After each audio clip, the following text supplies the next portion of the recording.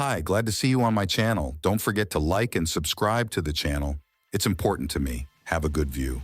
The biography of Wilhelm Kiesewetter is an integral part of the history of the German Navy of both world wars and the interwar period. This officer was not destined to become a submarine ace and receive high honors, and yet his person deserves close attention. Kiesewetter was one of the few submariners who had the opportunity to command a submarine under both the Kaiser and the Führer, as well as to participate willingly or unwillingly in one of the famous tragedies of the First World War. A reservist in the Kaiser's Navy, Wilhelm Kiesewetter, was born on October 22, 1878 in Leipzig. Unfortunately, little is known about his life before the outbreak of World War I. In 1900, he was enlisted in the German Navy, and a year later was promoted to the rank of Vizeestürman der Reserve. At the end of 1906, Kiesewetter was promoted to the rank of Lieutenant zur See Reserve, and 6 years later, he became Oberleutnant der Reserve. It is likely that he earned his ranks without actually serving in the Navy. Kiesewetter may have been a merchant seaman, and his service in the merchant navy was periodically interrupted by military training camps. With the outbreak of war, he was drafted into the Navy and assigned as navigational and then first officer on the Coast Guard and fisheries protection ship Zethan. In June 1915, Kiesewetter, then 35 years old, transferred to the submarine service. He completed a submarine training course in Kiel with practical training on the training submarines U-1 and U-2, after which he was appointed watch officer on the new boat U-45 of Lieutenant Commander Erich Sittenfeld. Service under Sittenfeld continued until early 1917. During this period, U-45 made several trips to the Bay of Biscay, the North Sea, and the Irish Sea, sinking 16 merchant and fishing vessels.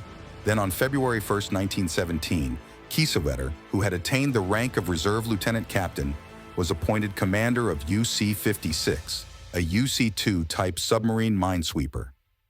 From September 14th to December 10th, this boat operated in the Baltic against the Russian fleet as part of the Courland Flotilla. During this time, while at sea from October 11th to October 25, 1917, UC-56 took part in Operation Albion.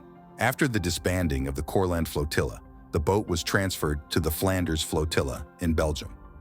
On January 3, 1918, USS 56 came from Cuxhaven to the Belgian port of Zeebrugge, which was captured by the Germans and turned into a submarine base. 2 days later, Kiesewetter took his boat out on a campaign to the east coast of England in the area between Cape Flamborough Head and Sunderland. The only highlight of the trip was an artillery battle between UC-56 and an armed merchant ship, which Kiesewetter was forced to abort due to approaching British warships. On January 22nd, the boat returned to Zeebrugge. On February 13th, UC-56 put to sea again. Kiesewetter was tasked to sail across the English Channel into the Irish Sea and place mines in Firth of Clyde Bay, west coast of Scotland, and then operate against enemy merchant shipping. On February 18th, the boat laid mines in the Scottish Bay and began hunting merchant ships. A week later, an event occurred that made the commander of UC-56 go down in World War I history as a war criminal. A fatal mistake. On February 26, 1918, after midnight, the British hospital ship HMHS Glenart Castle left the Welsh port of Newport to head for Brest, France. There, the ship was to receive the wounded, so only the crew and medical staff were on board. According to regulations, the hull of the floating hospital was painted white and lighted, with green stripes and large red crosses painted on both sides. The vessel was sighted from UC-56 at approximately 2 a.m. as it approached Lundy Island at the outlet of Bristol Bay. In one of the volumes of War at Sea, 1914-1918, which is the official German historical work, one of its authors, Arno Spindler, wrote that the hospital ship's prescribed ensigns were difficult to make out, and the boat commander had little idea what kind of steamer he was seeing. Kiesewetter himself later claimed that he mistook the sighted vessel for an auxiliary cruiser. Whether this was true or the boat commander was looking for an excuse for his subsequent actions is unknown. All that is a fact is that the vessel was sunk, and this was a war crime. After locating the target, Kiesewetter submerged and continued to observe it through his periscope. Taking a convenient firing position, the boat at 4 fired 2 torpedoes. Some sources say 1, which hit the starboard side of the Glenart Castle. The vessel sank 7 to 8 minutes after the hit, and the men on board had little chance of survival. The starboard davits were destroyed by the explosion, or they could not be carefully launched due to the rapidly increasing roll. Most of the men were in their cabins, and at the time of the attack, they were probably asleep. Therefore, when the lights on the steamer went out after the explosion, they were unable to get out on deck. There was no rescue operation, as the ship had no time to send a signal for help, and the shore was unaware of the tragedy. British historians Gibson and Prendergast estimate that 153 people died on the Glenarth Castle. Only a few survived. A few hours after the sinking of the floating hospital, the French sailing ship Le Fawn picked up 22 people from a half-submerged dinghy. These were the lucky ones from dinghy number 8, which miraculously managed to be launched. In addition, 9 men were picked up by an American destroyer. The most dramatic episode during the rescue of the Glenarth Castle occurred on the afternoon of February 26th. By this time, it was already known about the loss of the hospital, and the U.S. Navy destroyer USS Parker was sent to the scene of the tragedy. By order of the commander, the vehicles were squeezed to get to the disaster area as quickly as possible.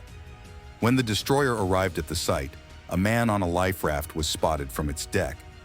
The ship's commander could not give the order to stop the destroyer because of the possible threat of a submarine attack, and ordered the man to throw a ling to the rescued man as the Parker passed him.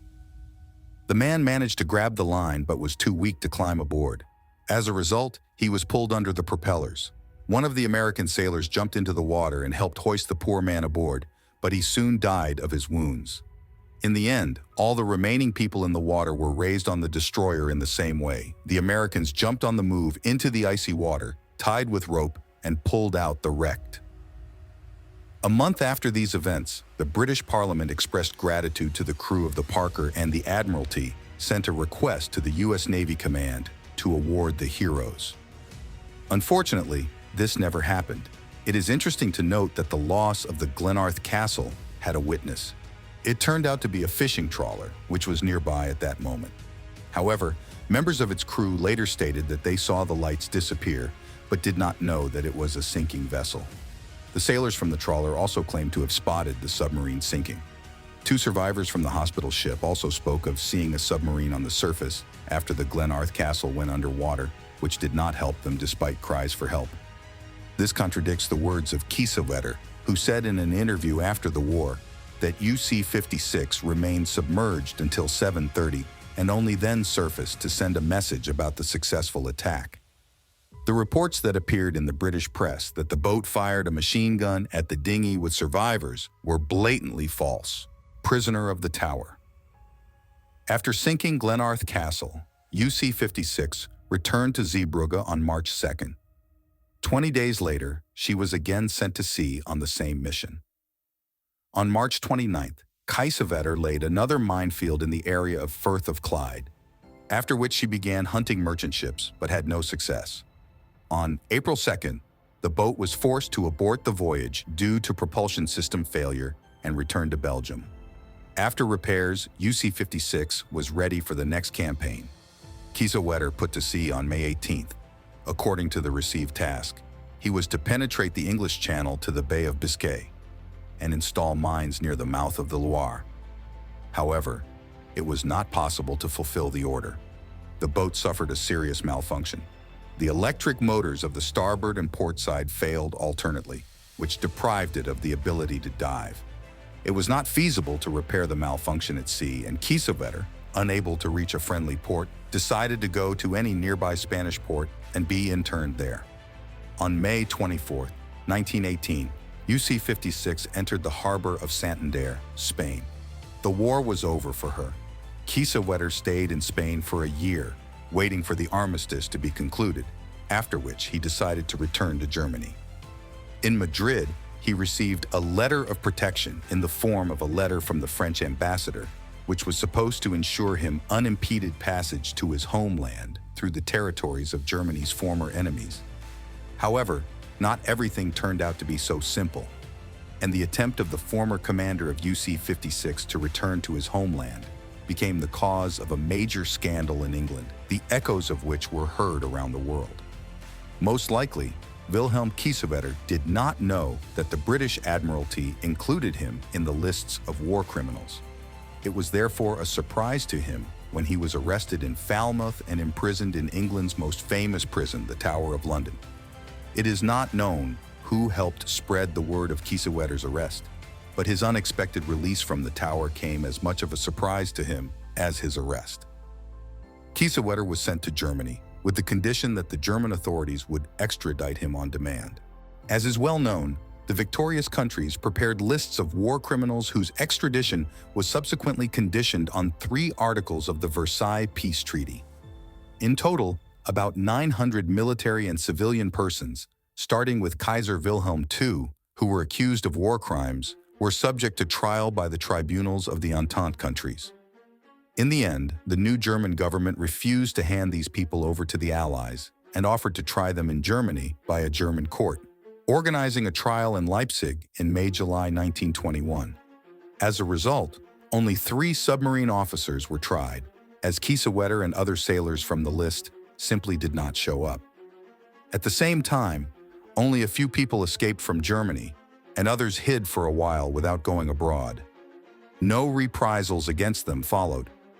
One reason for this Allied mercy may have been the aforementioned scandal of the illegal arrest of the former commander of UC-56 in England. The British Admiralty was serious and intended to punish the German barbarians who were sinking hospital ships, but the Kiesewetter incident tied its hands. The retired Commander Kiesewetter left military service on January 21, 1920, and, mindful that he was considered a criminal, he tried to live a quiet life during the interwar period. However, despite being in his 7th decade, Kiesewetter returned to military service with the outbreak of World War II. From August 1939 to August 1940, he served on the staff of the Coastal Defense Command as an advisor on the organization of defense of ports and bases. The veteran submariner was then assigned to a submarine training course and then, in November 1940, took command of the old B-5 submarine captured in April during the invasion of Norway. The boat was commissioned into the German Navy and designated UC-1. By this point, Wilhelm Kiesewetter was 62 years old, making him the oldest submarine commander in the history of the German Navy. During the 6 months that Kiesewetter commanded the boat, UC-1 did not go on any combat tours and was subsequently used as a training boat for submariners. Nevertheless, the UC-1 commander became, like Bruno Mann and Hermann von Riegel, one of the few World War I veterans to command a submarine in World War II. In May 1941, Kiesewetter handed his boat over to another commander and himself was appointed to one of the senior positions in the Navy Commission for the Acceptance of Built Submarines from the UABNAM Commando shipyards. The commission's function was to test submarines that had been inspected at the shipyard before entering the fleet. The commission was established in January 1940 in Kiel and had 10 departments in various German cities on the Baltic Sea. Kiesewetter headed one of the commission's divisions until June 1944.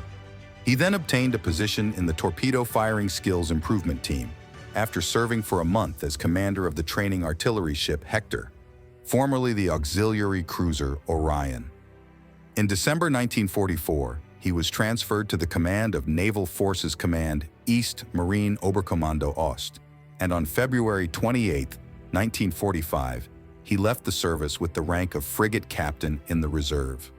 The further fate of Wilhelm Kiesewetter, as well as the date of his death, is unknown.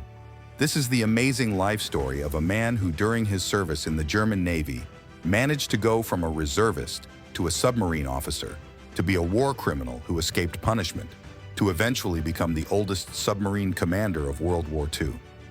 Thank you for watching the video to the end. Forget to put a like and subscribe to the channel.